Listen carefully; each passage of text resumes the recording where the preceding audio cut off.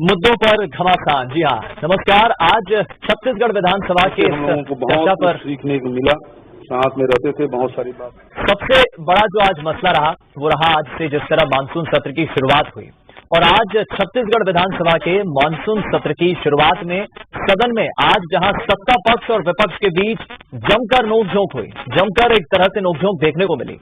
सदन की कार्रवाई के दौरान प्रदेश में खाद बीज की कमी का मुद्दा गूंजा, जहां पूर्व मंत्री बीजेपी के नेता ब्रजमोहन अग्रवाल ने कहा कि खाद बीज की कमी को लेकर स्थगन प्रस्ताव लाने के लिए चर्चा होनी चाहिए।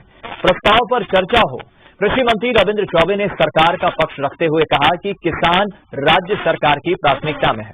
आकलन के हिसाब से भंडारण किया जा चुका है। किसी भी जिले में नकली खाद बिक्री का मामला सामने नहीं आया है। कहीं भी अमानक खाद बेचे जाने का, कालाबाजारी का मामला दर्ज नहीं किया गया है। ये कहना गलत है कि खाद बीज की कमी से बोनी काम प्रभावित हुआ है। उन्होंने आगे कहा कि किसानों को राज्य सरकार उच्च गुणवत्ता के खाद बीज दे रही है। प्रदेश में किसी भी जगह किसानों में कोई रोष व्याप्त नहीं है। सत्ता पक्ष के जवाब से असंतुष्ट विपक्ष ने वॉकआउट कर दिया। सरकार के ने माफियाओं को, प्राइवेट लोगों को, निजी लोगों को खाद उपलब्ध करवा दी और सरकारी सोसाइटियों में खाद उपलब्ध नहीं है। और उसके कारण पूरे छत्तीसगढ़ में सरकार की लापरवाही के कारण, सरकार की बेपरवाही के कारण, सरकार की उदासीनता के कारण और सरकार किसानों के साथ में बहुत बड़ा अन्याय हो रहा है, अत्याचार हो रहा है। इस मामले को लेकर जहां भारतीय जनता पार्टी किसानों के साथ में सड़कों पर उतरी हुई है, वहीं सदन में भारतीय जनता पार्टी के विधायक इस मामले को पूरे जोर जोर से उठा रहे हैं। विपक्ष के द्वारा खाद बीज की कमी पर स्थगन प्रस्ताव लाया गया था, क्योंकि ये छत्तीसगढ़ के किसानों से जुड़ा हुआ सीधा मसला था। हमने भी सरकार की ओर से आसंदी से आग्रह किया कि इसको ग्राह्य किया जाए, लेकिन हमने जो शिकायत की कि खाद की कमी है, हमने बहुत स्पष्ट रूप से कहा कि 11,76,000 मीट्रिक टन की हमारी मांग थी और केंद्र सरकार ने सहमति और स्वीकृति दी थी, तो उतना फर्टिलाइजर हमको मिल ही जाना चाहिए। लेकिन केंद्र सरकार के द्वारा जो खाद की आपूर्ति में लगातार कमी की जा रही है, उसके कारण किसानों को परेशानी है। और जहां तक बीज का सवाल है, लगभग सोयाबीन के अलावा सभी पर्याप्त बीज हमारे यहाँ छत्तीसगढ़ में उपलब्ध है। तो चलिए आज इसी मुद्दे पर हम चर्चा करेंगे। आज जिस तरह मानसून सत्र की शुरुआत हुई छत्तीसगढ़ विधानसभा में और विपक्ष ने जिस तरह से जोर शोर से मुद्दा उठाने की कोशिश की, लेकिन कृषि मंत्री रविंद्र चौबे ने बाकायदा उसका जवाब दिया। और धान को लेकर, मसले को लेकर हम बात करें, खाद की कमी को लेकर बात करें, तमाम उन कमी को लेकर इसी पर हम चर्चा करेंगे। जल्दी से आपको पहले मेहमानों से मुखातिब करा देते हैं। हमारे साथ जो चर्चा में जुड़ रहे हैं, अनिल द्विवेदी जी वरिष्ठ पत्रकार हैं, रायपुर स्टूडियो से हमारे साथ लाइव जुड़ रहे हैं। संजय श्रीवास्तव जी बीजेपी के प्रवक्ता हमारे साथ जुड़ गए। नितिन बंसारी जी कांग्रेस के नेता हमारे साथ प्रवक्ता हमारे साथ जुड़ गए, और मोहन तिवारी हमारे विशेष संवाददाता लाइव जुड़ गए। आप चारों मेहमानों का बहुत स्वागत है। चर्चा को हम शुरू करें, लेकिन उसके पहले एक शुरुआती कमेंट में मोहन आपका लेना चाहूंगा, क्योंकि आपने खुद ग्राउंड जीरो पर दिन भर जो कुछ भी हुआ आपने देखा। आज से मानसून सत्र की शुरुआत हुई कोरोना काल के बाद, और दो बड़े मसलों को विपक्ष ने उठाने की कोशिश की, लेकिन कृषि मंत्री ने बाकायदा उसका जवाब दिया। ओवरऑल आज आपने पूरे पहले दिन छत्तीसगढ़ के मानसून सत्र की कार्यवाही में क्या कुछ देखा?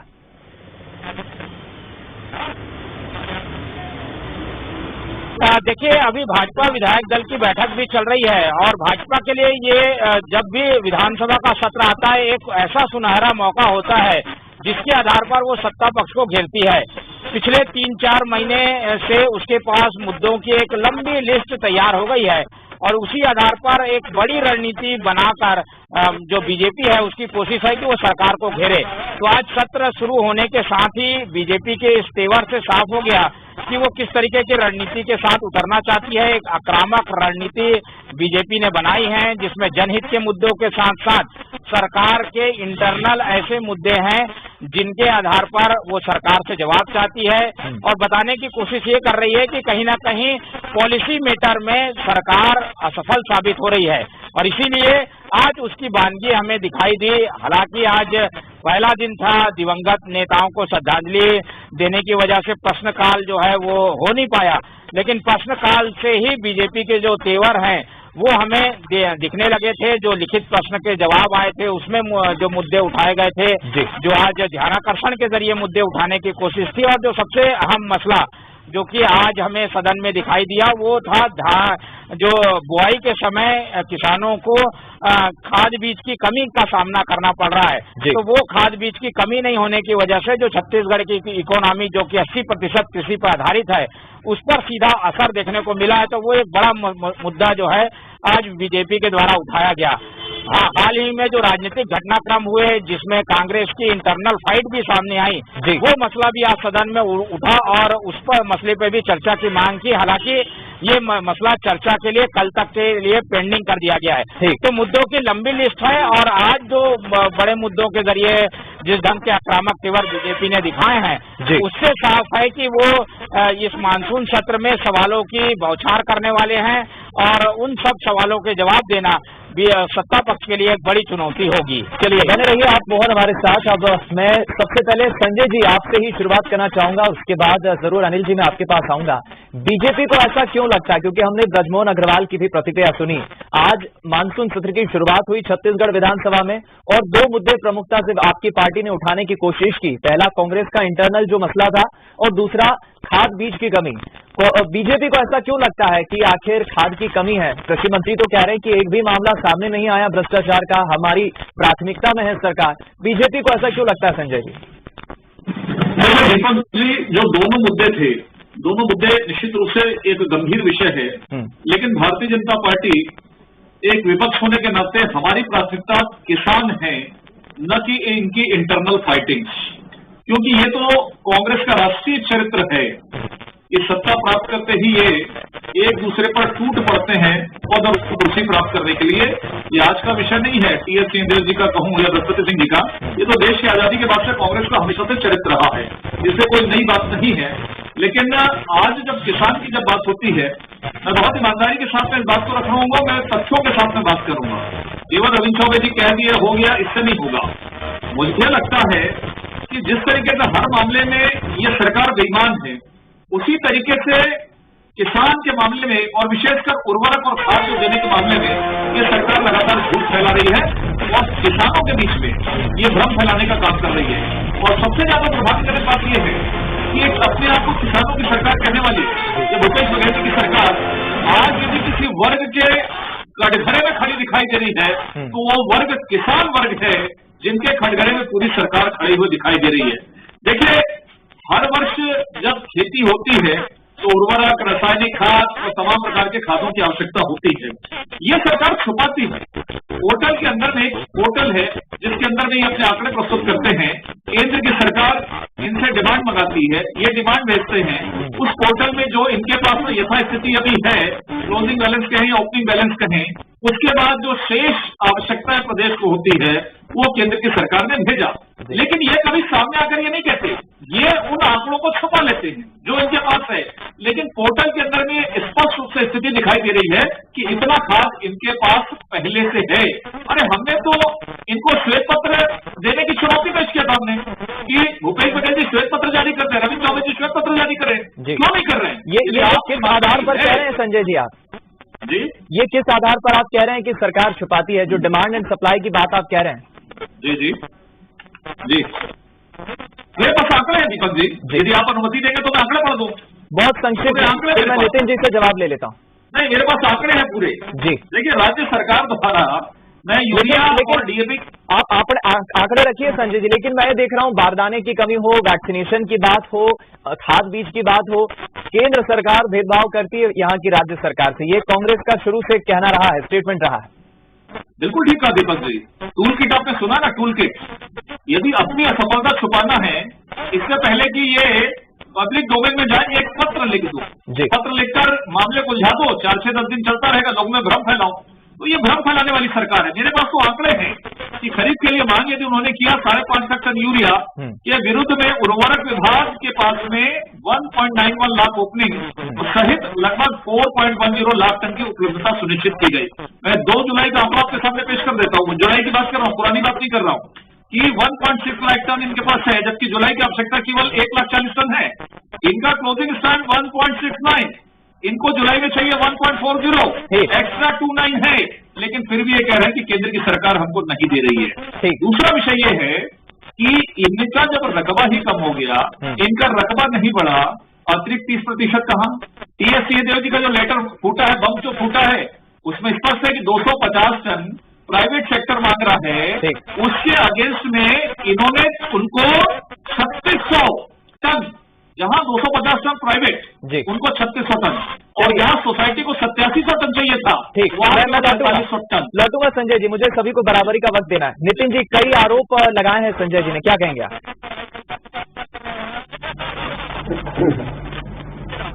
देखिए, आरोप लगाना इनके काम है, मुद्दा विहीन सरकार है, मुद्दे इनके पास है नहीं, तो बेतुकी बातें करके सदन में भी समय खराब करते हैं, खुद का भी और जनता का भी।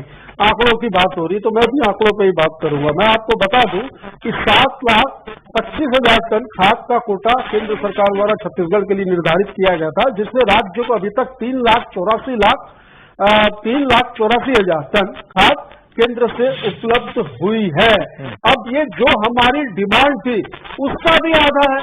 फिर ये किस प्रकार और ये कैसे कहते हैं कि हमने ये इनके पोर्टल से निकाला, और ये सारे फर्जी आंकड़े हमने विधानसभा में माननीय कृषि मंत्री जी ने भी, जो मैं बात कह रहा हूँ, विधानसभा में जो हमने कहा, इनके जैसे हम झूठ और जुमला नहीं करते।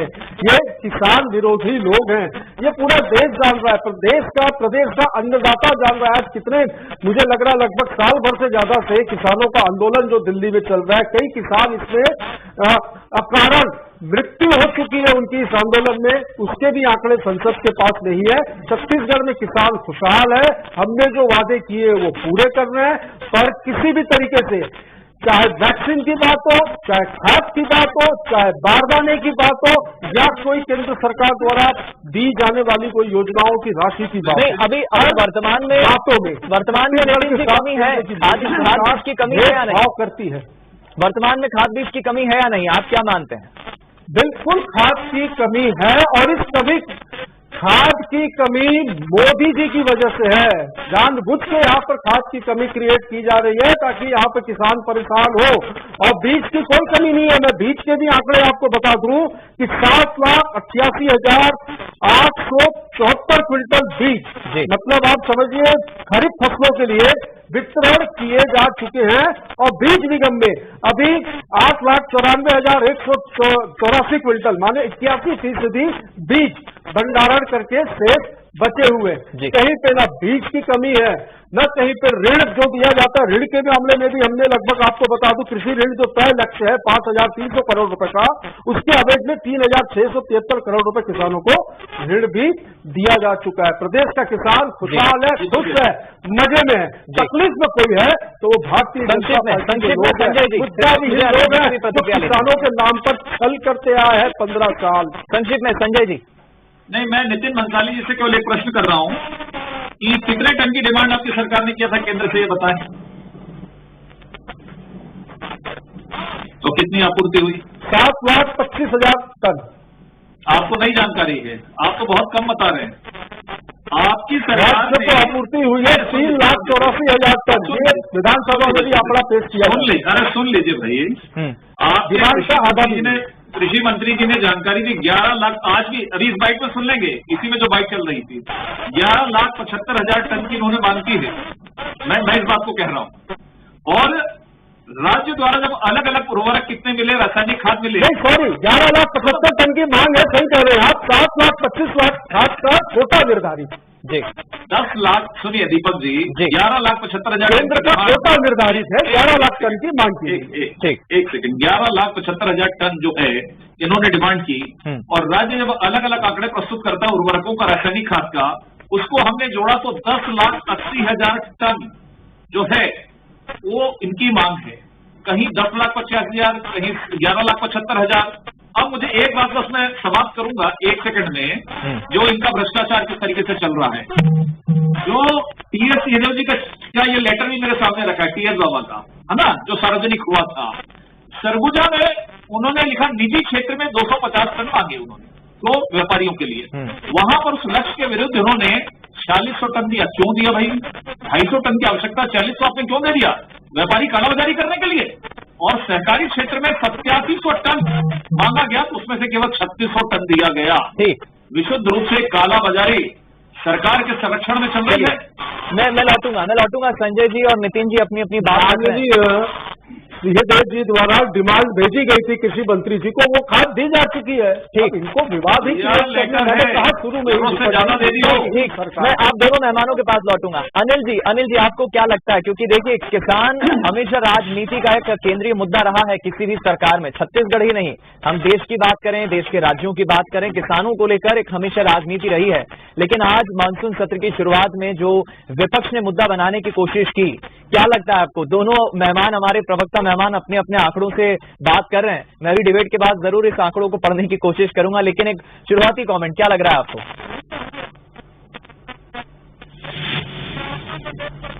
देखिए दीपक, एक बात बता दूं मैं आपको, जब यूपीए सरकार थी तो राज्य में भाजपा सरकार थी और उस समय कृषि उत्पादन को लेकर के कुछ अवार्ड दिए जाने थे।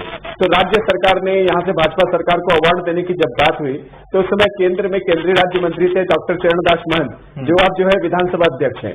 तो उन्होंने एक लेटर लिख करके अपनी सरकार को कहा था कि ये आंकड़े फर्जी और फर्जी आंकड़ों के आधार पर पुरस्कार नहीं दिया जाना चाहिए। लेकिन उस समय प्रधानमंत्री ने अपने ही केंद्रीय मंत्री की बात को खारिज कर दिया था। मैं यहाँ पे किसी पार्टी की आलोचना या पक्ष की बात नहीं हूँ, मैं आंकड़ों में कहना चाहता हूँ कि आप आंकड़ों पेश करके किसानों की समस्याएं सॉल्व नहीं की जा सकती। सभी जानते हैं कि चाहे पिछली सरकार रही हो चाहे ये सरकार रही हो, किसान कितनी गरीबी में जी रहा है, किसान कितने सुसाइड कर रहे हैं, किसान आज भी जो है वो पूंजीपतियों और जो भंडारण करते उनके कब्जे में है, आज भी उनको महंगे दर पर बीज खरीदना पड़ रहा है, आज भी बहुत सारी समस्याएं ऐसी हैं जो किसानों को झेलनी पड़ रही हैं। और सत्ता पक्ष हो चाहे विपक्ष हो, यह कहीं न कहीं आंकड़ों में उलझा हुआ है। बहरहाल आज जो विधानसभा में चर्चा हुई, मैं भी उसका प्रत्यक्ष गवाह था, सुन रहा था कि विपक्ष ने सवाल बहुत सही उठाए कि खाद की कमी है, कालाबाजारी हो रही है, उर्वरक की कमी है और भी तमाम तरह की बातें कि उन्होंने केंद्र ने उनको मदद की, राज्य सरकार उसको ले नहीं पा रही है। ऐसे तमाम सवाल विपक्ष ने उठाए जरूर, और विपक्ष ने न सिर्फ विपक्ष दल ने बल्कि भाजपा का जो किसान मोर्चा है उसने भी पूरे जिले में सरकार को घेरने की कोशिश की है। तो दोनों ही दलों ने एक तरह से, किसान चूंकि एक बहुत बड़ा वोट बैंक है, उसकी भावनाएं जीतनी है, उसके साथ अपना वोट बैंक बढ़ाना है, इसलिए ही दोनों ही दलों ने इस उद्देश्य के साथ चर्चा जरूर की, लेकिन एक सार्थक चर्चा विपक्ष में हुई। मैं यहाँ पे केंद्रीय जो कृषि मंत्री है प्रदेश के रविंद्र चौबे, उन्होंने एक बहुत अच्छी बात कही। उन्होंने कहा कि विपक्ष को कहा कि क्यों नहीं, हम केंद्र सरकार से हम क्यों नहीं मांगेंगे, वो भाजपा की सरकार नहीं है, वो केंद्र की सरकार है, हमारी भी सरकार है और हमारा पूरा अधिकार है कि हम केंद्र से मदद मांगे। तो रविंद्र चौबे जी का भी इस तरह का जो बड़प्पन वाला बयान आया, उसने भी कहीं न कहीं लोगों का दिल जीता। लेकिन विपक्ष के जो धारदार सवाल थे, विपक्ष इस बात पर, जो भाजपा का विपक्षी विधायक दल है, वो इस बात से सफल रहा कि कहीं न कहीं विधानसभा में किसान पर चर्चा हुई और पूरे प्रदेश में हमने देखा है कि किसान किस तरह प्रदर्शन कर रहे हैं। अभी कुछ दिनों पहले रायपुर में किसानों का बहुत बड़ा आदिवासियों के एक दल आ गया था, जिसने बताया कि भूमिपतियों ने हमारी भूमि पर कब्जा कर रखा है। तो ऐसी तमाम समस्याएं हैं जो सरकार की बनी हुई है, लेकिन ये अच्छी बात है कि दोनों ही दल इस मुद्दे पर गंभीर है। बिल्कुल, मैं आपकी, संजय जी आपकी एक बार फिर प्रतिक्रिया लूंगा, क्योंकि देखिए लगातार हम देख रहे हैं आपकी तरफ से कहा जा रहा है कि एक लंबी फहरिस्त है हमारे पास, किस तरह सरकार को घेरना है सदन में। लंबे वक्त बाद, कोरोना काल के बाद मानसून सत्र की शुरुआत हुई है। आज तो हमने देखा सिर्फ खाद बीज की कमी और कांग्रेस का इंटरनल मैटर। आने वाले दिनों के लिए भी क्या पार्टी तैयारी कर रही है, क्योंकि मुद्दे कई हैं, आपकी पार्टी कह रही है सरकार को घेरना है? देखिए, निश्चित रूप से दीपक जी, तमाम प्रकार के मुद्दों से ये घिरी हुई सरकार ये प्रतिदिन मुद्दा देती है।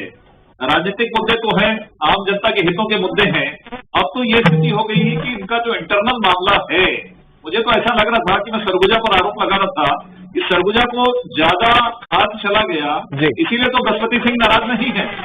एक विधायक अपने मंत्री पर खुले तौर पर प्रेस कॉन्फ्रेंस करके ये कहता है कि उनकी हत्या मंत्री करवा देंगे। मुझे लगता है इससे शर्मनाक स्थिति किसी सरकार की नहीं हो सकती। और मैं तो ये मांग करूंगा वंशज न्यूज के माध्यम से, नितिन जी बैठे हैं, माननीय मुख्यमंत्री जी को सामने आकर इसका पटाक्षेप करना चाहिए और हकीकत और इसकी जांच होनी चाहिए। सर वो पीएल को नहीं कर सकते हैं पटाक्षेप, मामला खत्म हो गया है। नहीं, मामला कहीं समाप्त नहीं हुआ सर, मामला तो अभी शुरू हुआ है। कहाँ लगा है वो? राहुल गांधी और सोनिया गांधी के पास जाने वाले हैं। आंतरिक मामला है और नहीं आंतरिक, ये दिया वो टेबल के नीचे कौन छुपा था 2000 में जब नेता प्रतिपक्ष का चुनाव होना था। भारतीय जनता पार्टी के जो नेता थे। प्रायोजित कार्यक्रम तो नहीं है ये। चलिए नितिन जी, आने वाले दिनों में अब सदन में क्या तैयारी रहेगी पार्टी कि मैंने मुख्यमंत्री जी की तारीफ की इसलिए नाराज हो गए, चलिए वो इंटरनल मसला तो हल हो गया, लेकिन तैयारी है के पास लंबी फहरिस्त है नितिन जी। पार्टी है और मुद्दा विहीन मुद्दे हैं जी। मंथन के माध्यम से मांग करता हूँ कोई फहरिस्त नहीं है, जितनी फहरिस्त है इनसे एक सवाल के 10 जवाब है हमारे पास, पर एक सामना करने को तैयार नहीं है, सवाल करके भाग जाते हैं। नितिन जी, लंबी फहरिस्त बीजेपी के पास है, सरकार मजबूती से जवाब देने को तैयार है, सदन में सरकार तैयार है जवाब देने। सरकार सरकार के पास जवाब देने के लिए तैयार है। अरे सवाल ही ऐसे है, मुद्दा विहीन सवाल है, एक सवाल के 10 सवाल, भागते क्यों है ये, भागते क्यों है? इनको रुकना चाहिए, सवाल करे तो 5 दिनों के सत्र में 717 प्रश्न लगाए गए हैं, जिसमें 375 तारांकित और 345 तारांकित है। अब ये इस तरीके से भाग जाएंगे तो इन विषयों पर चर्चा कैसे होगी? भाई बैठना चाहिए, ऐसे भागना नहीं चाहिए। सवाल करने के बाद वो सवालों में भी कोई दम होना चाहिए। हमारे विधायक भारी है सब पे, एक प्रश्न के 10 उत्तर है संजय भैया, कोई चिंता की बात नहीं है। भरपूर आरोप लगाइए, आरोप भी लगाइए, जनता ने आपको पिछले विधानसभा चुनाव में भाजपा को रिजेक्ट कर दिया। चलिए मेरे पास समय की, अरे मैंने एक प्रश्न पूछा आपसे आदरणीय बड़े भैया, आप बता दीजिए टेबल के नीचे कौन छुपा रहा? मेरे पास समय की कमी है, संजय जी और नितिन जी चर्चा में आगे बढ़ा पाऊंगा। आपको मैं थोड़ा काम दिया उसके लिए क्षमा चाहूंगा। बहुत बहुत शुक्रिया करता हूं मैं संजय जी, हमारे जी और नितिन जी, आप लोग दखलंदाजी है। लेकिन आने वाले दिनों में अब देखना होगा कि आखिर सदन में विपक्ष सरकार को किस तरह से घेरती है, और सरकार जो कह रही कि हमारे पास जवाब देने की पूरी तैयारी है, हम पूरी दमखम से जवाब देंगे सदन में। आज पहला दिन था, अब देखना होगा आने वाले दिनों में छत्तीसगढ़ विधानसभा में मानसून सत्र में और क्या कुछ सदन के भीतर देखने को मिलता है। इस मुद्दे में फिलहाल इतना ही, दीजिए इजाजत, नमस्कार।